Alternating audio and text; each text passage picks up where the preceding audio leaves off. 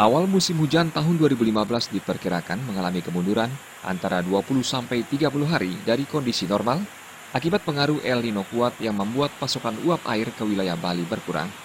Kepala BMKG Wilayah 3 Denpasar, Iwayan Swardana mengatakan, perkiraan awal musim hujan di Provinsi Bali secara keseluruhan berkisar antara November sampai Desember yang ditandai dengan munculnya mendung dan gerimis.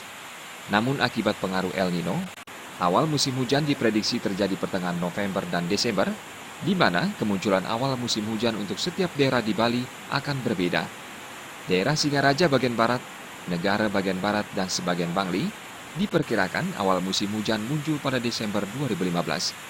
Kemudian daerah tengah seperti Bedugul, Kintamani, dan Gianyar bagian utara mengalami awal musim hujan pada pertengahan November 2015. Sedangkan wilayah Nusa Penida dan sekitarnya akan mengalami awal musim hujan pada Desember 2015. Memang secara keseluruhan bahwa awal musim hujan di Bali itu mundur kurang lebih antara 20 sampai dengan 30 harian dari normalnya.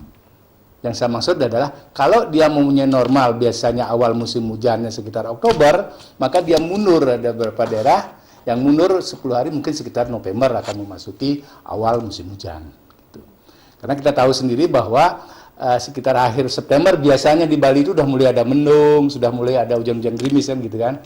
Nah ini karena pengaruh El Nino itu masih kuat, masih mempengaruhi daerah Bali khususnya, maka kita lihat dari kondisi anginnya juga di Bali itu masih anginnya kering yang berasal dari angin timuran yang sifatnya kering, hujan itu akan mundur kurang lebih antara 20 sampai 30-an hari. Pujiantini dan Krisna Nanta, Bali TV.